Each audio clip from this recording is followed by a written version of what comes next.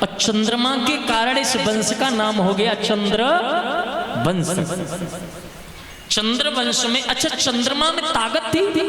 मैंने शायद परसों या कल कहा था, 4 चीजें आपके पास में है, विवेक नहीं है तो विनाश हो सकता है। 4 चीजें कौन कौन सी? रूप, यौवन, पद और संपत्ति। चंद्रमा पर 4 चीजें थी। रूप था, संपत्ति थी, पद भी था। तो चंद्रमा ने इसका दुरुपयोग किया और चंद्रमा जी ने बृहस्पति जी की पत्नी का ही हरण कर लिया।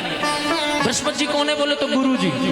हाँ, इनकी गुरु जी की पत्नी है ना तारा, उनका हरण कर लिया। अब बृहस्पति जी ने देवताओं तो शिकायत की तो देवताओं को तो बुरा लगेगा, जबकि देवता चंद्रमा देवता है, उन्हें भी बड़ा बुरा लगा। तो देवता चंद्रमा जी से लड़ने आए।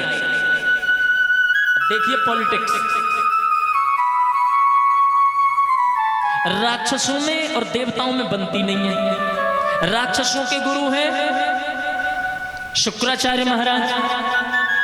जब देखा चंद्रमा अकेला रह गया है और सारे देवता चंद्रमा से ही लड़ने जा रहे हैं इंद्र सहित, तो शुक्राचार्य ने सपोर्ट कर दिया चंद्रमा जी को। बोले हम आए तुम्हारे साथ, हम कोई कम पड़ना तो कहते होंगे ऐलान हम अकेला ना जाओ, क्योंकि वो तो चाहते थे बजे है। तो उधर से उनका सपोर्ट मिल गया। तो चंद्रमा जी ने कहा तो मैं काहे को पीछे आओ, लड़ते हैं। और युद्ध हुआ, चंद्रमा अकेले, सपोर्ट मिला शुक्राचार्य का राक्षसों के साथ, और लड़ते रहे। और ये युद्ध बहुत लंबा चला। तब अंगिरा जी ने, ये युद्ध आसान नहीं था। महादेव भी इस युद्ध में उतरे अपने भूतों के साथ। और किसके साथ लड़े? बृहस्पति जी के साथ में। इंद्र ने भी गुरु का पक्ष लिया। तब अंगिरा जी ने ब्रह्मा जी से प्रार्थना की। तब ब्रह्मा जी ने चंद्रमा को बुला करके फटकार मारी, तुम्हें शर्म नहीं है? मान लिया तुम में ताकत आ गई तो गुरु की पत्नी का ही हरण कर लोगे, चलो पत्नी वापस करो।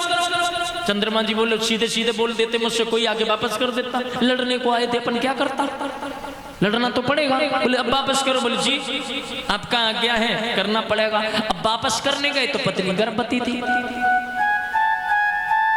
अब क्या होगा? तो तारा जी से पूछा ये बच्चा किसका है? तारा जी ने कहा ये बच्चा चंद्रमा का है। तो फैसला हुआ बच्चा दिया जाएगा चंद्रमा को और पत्नी दी जाएगी गुरु जी को। हाँ, इनके जो संतान हुई, इनके जो पुत्र हुआ, उनका नाम है बुध। बुध के जो पुत्र हुए जिनका नाम है पुरुरवा। पुरुरवा जी इतने सुंदर थे महाराज कि एक बार इंद्र की सभा में पुरुरवा बैठे थे। एक बार की बात है, ये क्या नाम है इसका, उर्वशी इंद्र की सभा में नाच रही थी। नारद जी ने पुरुरवा के रूप की व्याख्या की। बोले पुरुरवा ऐसे है, पुरुरवा इतने सुंदर है, पुरुरवा का ऐसा कद है, पुरुरवा का मतलब इतनी तारीफ की नारद जी ने कि उर्वशी इंद्रलोक से मृत्युलोक में आ गई।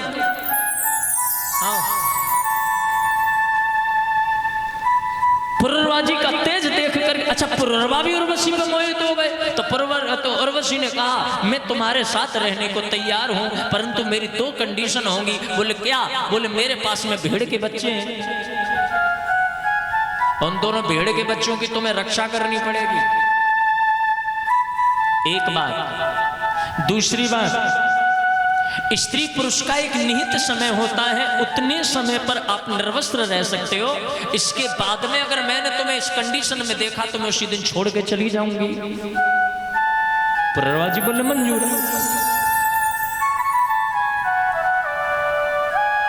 एक बात और, मैं केवल घी खाऊंगी। बोले मेरे यहां कोई कमी नहीं है, राजा हूं।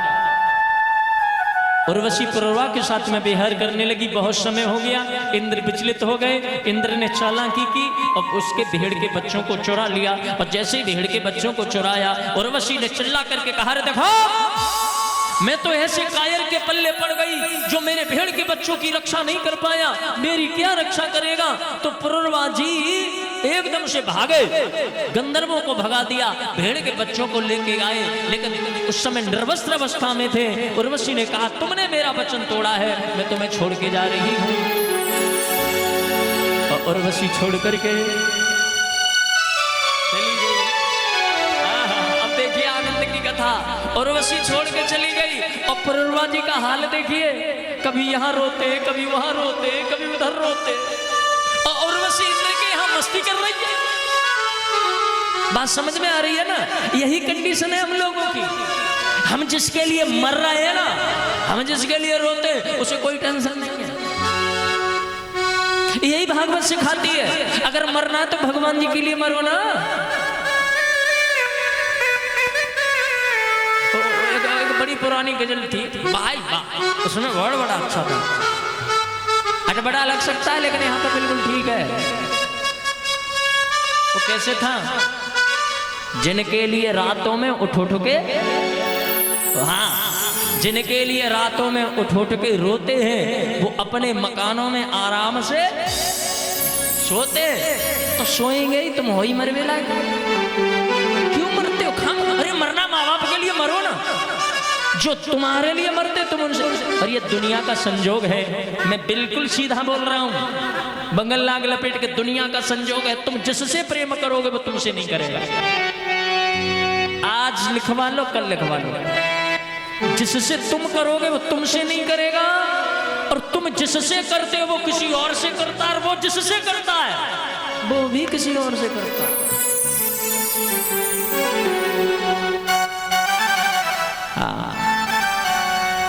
इसलिए किसी के लिए रोना बंद कर दो।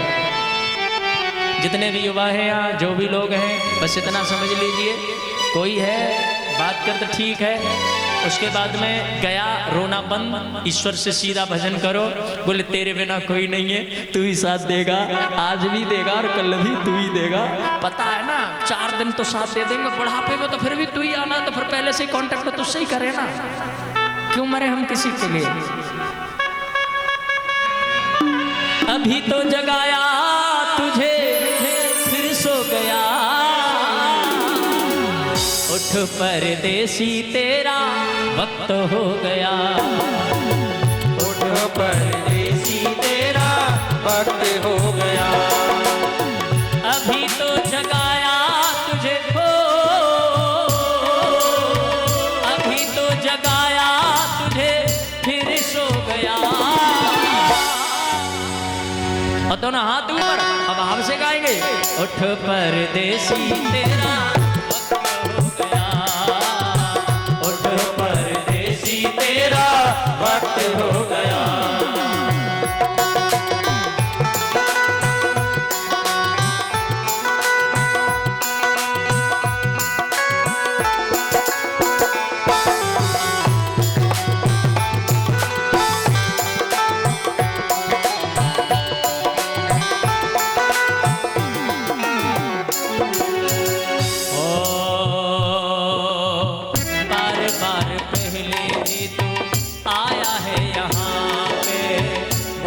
बार पहले भी तो आया है यहाँ पे। देख आंखें खोल तेरी मंजिल है कहाँ पे।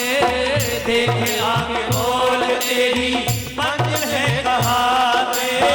देख आंखें खोल तेरी मंजिल है कहाँ पे। देख आंखें खोल तेरी मंजिल है कहाँ पे। अनमोल हीरा तेरा,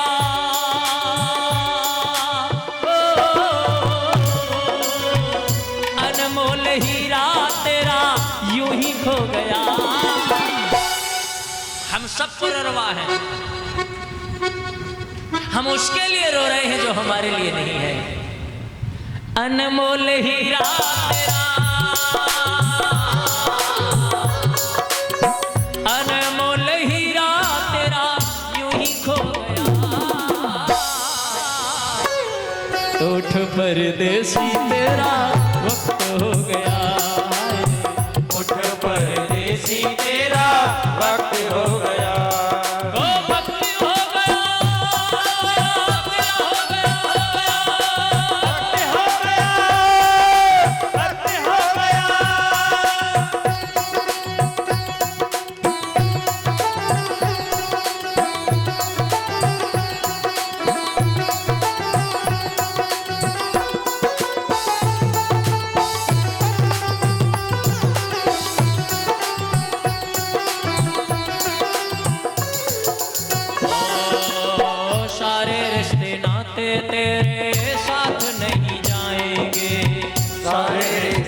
नाते तेरे साथ नहीं जाएंगे। ओ सारे रिश्ते नाते तेरे साथ नहीं जाएंगे।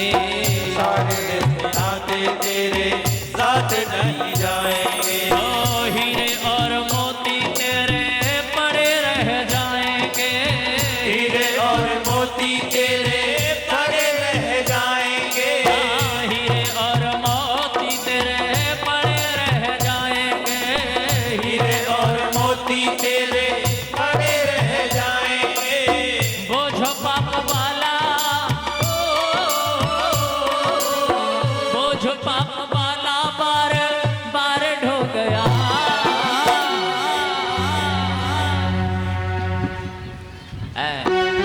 अरे उठ परदेसी तेरा वक्त हो गया।